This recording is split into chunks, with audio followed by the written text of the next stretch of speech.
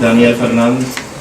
Yo quisiera saber si hay otras personas como ustedes que se hayan atrevido a hacer este tipo de rescate, de investigación sobre la literatura cubana escrita en el exilio. Elisa, habíamos tenido la suerte de empezar a escribir o investigar en un periodo en que se pueden hacer muchas cosas o decir cosas que no se podían decir 10 años antes. Yo pienso que cada vez más se va desdibujando un poco ese límite que se impuso de la literatura de fuera a de dentro.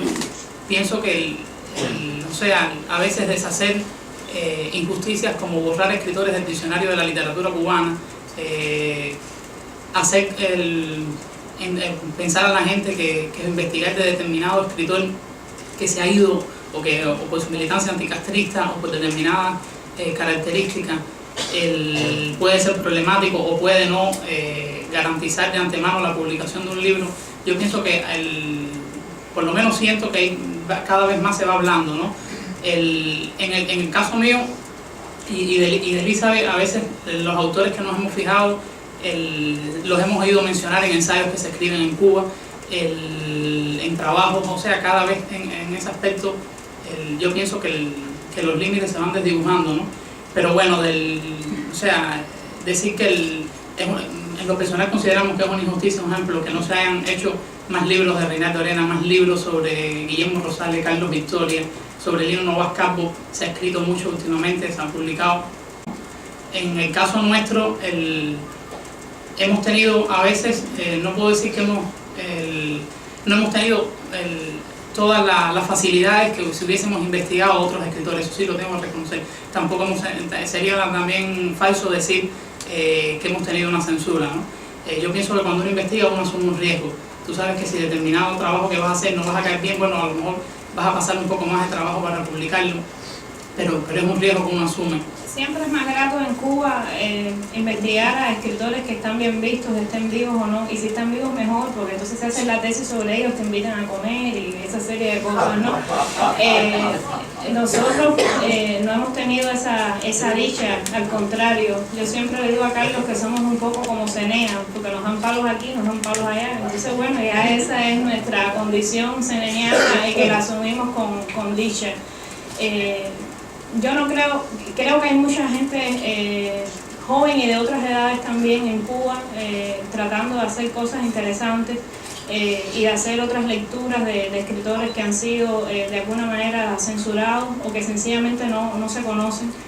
Creo también que las cosas ahora son un poco más permisibles, quizás porque somos más ignorantes, entonces no podemos censurar a Gabriel Infante porque no sabemos quién es Gabriel Infante, ¿no? Y cosas de ese tipo. Pero bueno, por ejemplo, aquí mismo al fondo está Abel Sierra, que es un joven cubano que ha hecho libros de ensayo sobre la historia de la homosexualidad en la historia oficial en Cuba, que ha sido un gran revuelo, y creo que como él hay mucha gente también que intenta cambiar su presente, ¿no? ¿Pequeño? Sí. Solo una aclaración que ellos no van a decir. Ciertamente algunas escrituras del exilio han sido tratadas y publicadas en Cuba. La diferencia con lo que ellos están haciendo es que esos tratamientos, sobre todo por ejemplo en el caso de Novas, se detienen después que Novas se va. Es decir, el epistolario de Novas, que es excelente, no incluye las cartas de Novas después que se va. Y todo el resto del trabajo, su obra narrativa, que ha sido bastante publicada en Cuba, no incluye los cuentos escritos por Novas después que deja el país. La diferencia en el caso de ellos, y ahí veo yo la virtud del asunto, es que el trabajo de ellos asume a estos escritores que salieron de Cuba, después que se fueron de Cuba, y desde el discurso que sostuvieron después que se fueron de Cuba. A ver. Yo quería hacer una reflexión que puede ser muy esclarecedora de las dos orillas, ¿no? Yo creo que la cultura cubana, desde la oficialidad, está empezando un proceso de deshielo, de recuperación, vamos a llamarlo así, escritores y intelectuales que fueron un momento muy subversivo de incidente. Y es muy cómodo ahora, ¿no? La nación cubana se trata de reconciliar con su pasado más cercano de discriminación e intolerancia, y asistimos a ese proceso de recuperación, pero estos muchachos no están en esa cuenta. O sea, son outsiders que están desde los bordes, desde el borderline de la cultura cubana, tratando de ofrecer nuevas rutas, nuevos encuentros y nuevas lecturas de aquellos convulsos. Yo personalmente los admiro muchísimo y me cuento entre sus amigos. Nunca olvidaré que siempre, lo digo donde quiera que esté, fue la mejor entrevista. Tienen una gracia especial, un don especial para entrevistar y para establecer empatía con muy difícil que sea el entrevistado. Ellos siempre logran sacar lo que nunca se pensó que se iba a decir. Amangol. Sí. Bueno, un poco de abogado del diablo. Cuando se toca siempre este tema de los escritores cubanos exiliados que se publican en Cuba, siempre hay una acotación. Por regla general son escritores muertos. La mayoría de los libros que salen en Cuba, lo que se publicó sobre Lino Novas Calvo, lo que creo que no sé si sobre Reinaldo Arenas se va a publicar un libro. Sí, un libro. Se publicó un libro. Por regla general son escritores muertos. Claro, escritores muertos también implica que esos escritores ya alcanzaron la fama, son escritores reconocidos.